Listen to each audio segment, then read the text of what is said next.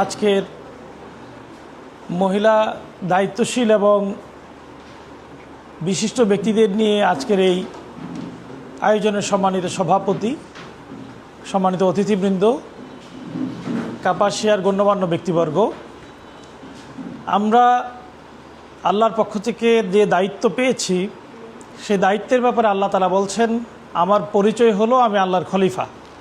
আল্লাহ বলছেন, আউযু বিল্লাহি মিনাশ শাইতানির রাজীম, বিসমিল্লাহির রহমানির রহিম, ইন্নী জাইলুন ফিল আরদি খলিফা। আমার আপনার সকলের পরিচয় হলো আল্লাহর প্রতিনিধি।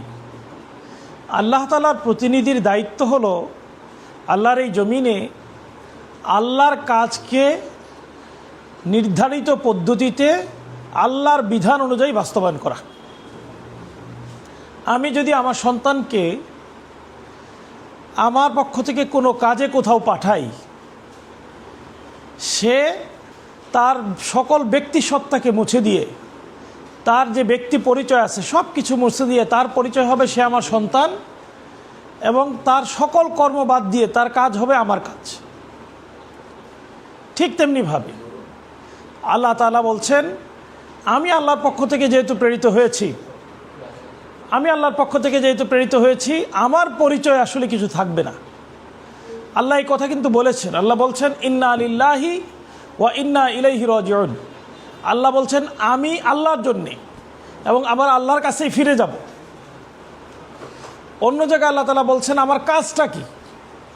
আল্লাহ তাআলা পবিত্র কোরআনে বলছেন, ওমা খলাকতুল জিন্না ওয়াল ইনসা ইল্লা লিয়াবুদুন। আল্লাহ বলছেন আমার দাসত্ব করাই তোমার কাজ। আমরা যে সমাজে বাস করি, এই সমাজের সর্বক্ষেত্রে এই আল্লাহর এই দাসত্ব বাস্তবায়ন করাটাই হলো আমাদের দায়িত্ব, আমাদের কর্তব্য। আল্লাহ দাসত্ব কেমন? আমি দৈনন্দিন জীবনে প্রাথমিকভাবে বাধ্যতামূলক যে কাজগুলো করি, অন্যতম হলো অর্থ ব্যবস্থা। আমি যে টাকা, আমি যে অর্থ, আমি যে ব্যবসা, আমি যে চাকরি সব কিছু করি, এটা যে অর্থের লেনদেন হয়, এই কাজটুকু আল্লাহর বিধানের আলোকে বাস্তবায়ন করাটা হলো ইমানদারের দায়িত্ব। আজকে যে সমাজে আমরা বাস করি সেখানে অর্থ ব্যবস্থা আল্লাহর বিধানের আলোকে নয়, সুদভিত্তিক অর্থ ব্যবস্থা। আল্লাহ বলছেন, হাল্লাল্লাহুল বাইআ ওয়া হাররামার রিবা। তোমাদের জন্য সুদকে হারাম করা হয়েছে, ব্যবসাকে হালাল করা হয়েছে।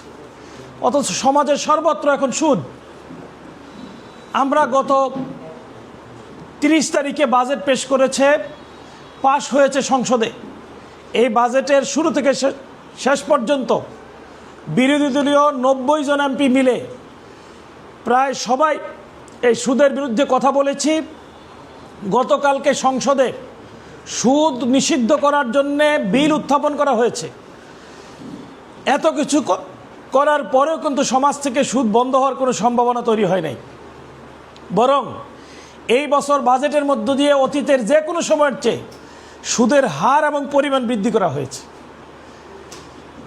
অর্থাৎ সমাজকে যদি আল্লাহর বিধানের আলোকে বাস্তবায়ন করতে হয়, সুদ ব্যবস্থাকে বাতিল করে জাকাতের আলোকে পরিচালিত করতে হয়, তাহলে সমাজে আল্লাহর পক্ষ থেকে যে প্রতিনিধি তাদেরকেই শুধু কাজ করতে হবে এবং তাদেরকেই দায়িত্বপ্রাপ্ত হইতে হবে।